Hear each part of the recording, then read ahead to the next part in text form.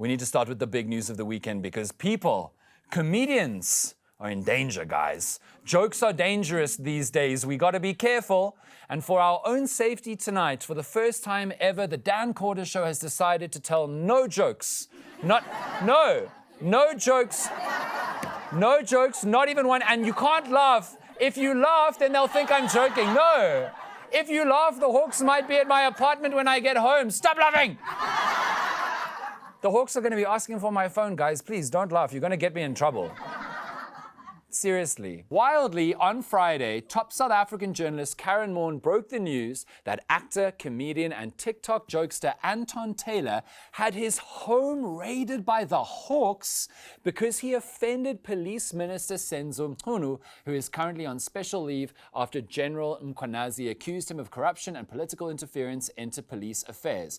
In the video, Anton Taylor claimed to be a foreign criminal who had bribed Mkhunu to stop Mkhwanazi from investigating crimes. Mkhunu saw Anton's video and got so touched on his studio that he laid charges against Anton. This was back in March, and if you haven't seen the video, here it is. Judge for yourself. As you know, I am the foreign criminal in South Africa, and I'm making a lot of money off the drugs, the hijackings, and the cash in transit. But this General Mkhwanazi has been big problem. Recently, my guy, Senzo Mchunu, the head of police, is finally saying he's coming for Mkhwanazi. Masibiyoze, guys, halala. I had to pay Mchunu a lot of money, and I'm giving him a BMW, and I'm paying for the 3 prostitutes. But the reason I get them to investigate Mkhwanazi is because I'm telling them, you are next, you know? Mkhwanazi, he's not stopping with these hijackers and the criminals and the drug mafia. He's coming for the politicians. If you saw that on your phone, would you have believed that was real for even a second? Guys, our elders are not good at spotting internet nonsense, but please, don't laugh. You thought people would really believe that that was real. The bribe was a BMW and 3 sex workers. It was obviously a joke. In what world would a criminal involved in drugs, hijacking, and cash in transit admit that he was doing that to camera while gloating about how he had bought off the Minister of Police? Now, Senzo Mchunu says he thought that Anton Taylor was a real journalist and he was worried that South African public would really believe those claims. But why would a journalist make a video about that? Also, I have to ask, how did Mchunu end up seeing this? Is he spending his days scrolling on socials? Is the police minister seeing your thirst traps and your post-breakup Instagram stories? Is our police minister on TikTok investigating crimes? I don't know, maybe he was watching Cyan Bougie tell young women to go to Russia to make drones. So Mchunu complained about that video, and that somehow led to the Hawks, the organized crime fighters, raiding a TikToker's home and confiscating his cell phone. Do you know what an overreaction that is? That's like Scorpion Kings rocking up to your high school talent show. Damn it. I said I wouldn't tell jokes, but I can't help myself. Okay, here's the deal, guys. Here's the deal. I'm going to tell jokes. Here's my phone. I'm going to leave it here in case my apartment calls me because the Hawks are there. Okay. Let's see how this goes. I'm going to tell jokes. We'll see if I get a call. Now, this story gets even crazier. To find out where Anton Taylor lived, they triangulated his location like CSI style from his cell phone use, and they picked it up on cell phone towers. Guys, we still don't know who organized the KZN riots, but we found a TikToker's house using cell phone towers.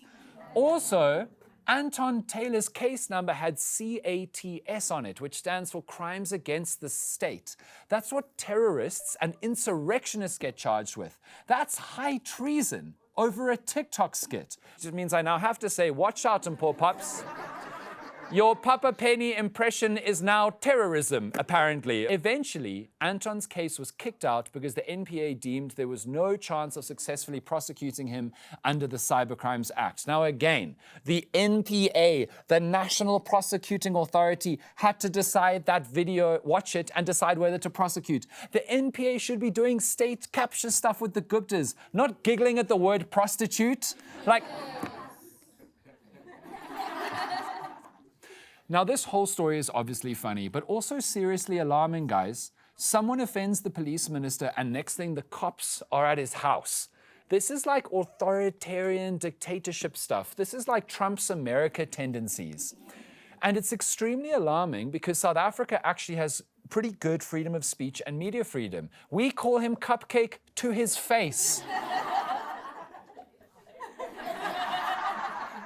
If you are offended by someone speaking on you, there are legal processes for you to follow, including going to court for defamation. But now we learn that the police minister got upset about a few jokes, and next thing, the Hawks were at that TikToker's front door. There is currently no evidence to show that Mchunu directly made the Hawks go for Anton, but how else would the organized crime fighting unit end up doing such a silly raid?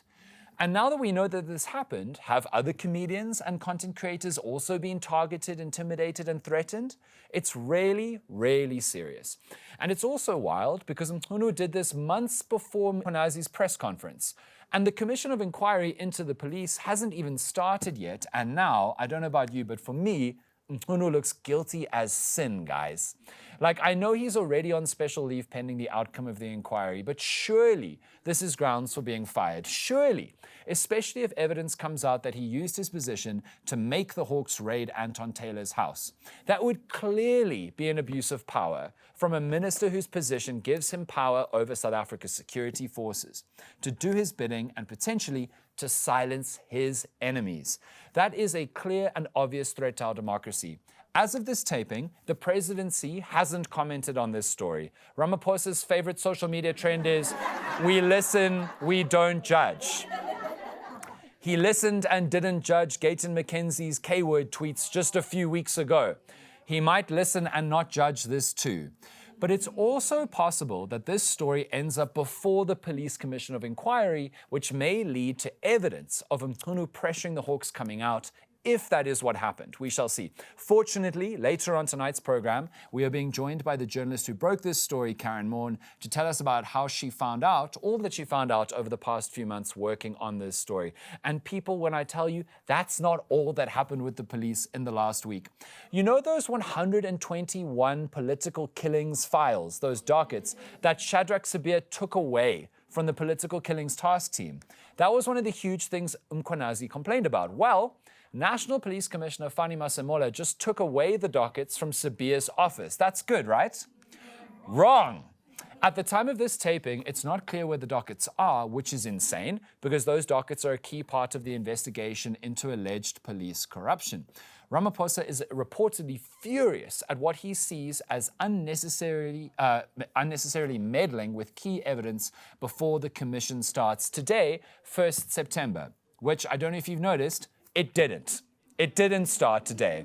The Commission of Inquiry has been delayed because the Justice Department hasn't got them secure laptops yet, people, which is just so unacceptable. This is the most important commission in modern South Africa. It will shape our country's future, and you haven't delivered laptops on time. That's not even your thing. Delivering laptops late is NSFAS's things, guys. Don't steal NSFAS's thing. That's literally all they have is delayed delivery of laptops. Hello? Hi? Speaking? Who's at the gate? Okay, you can put them on.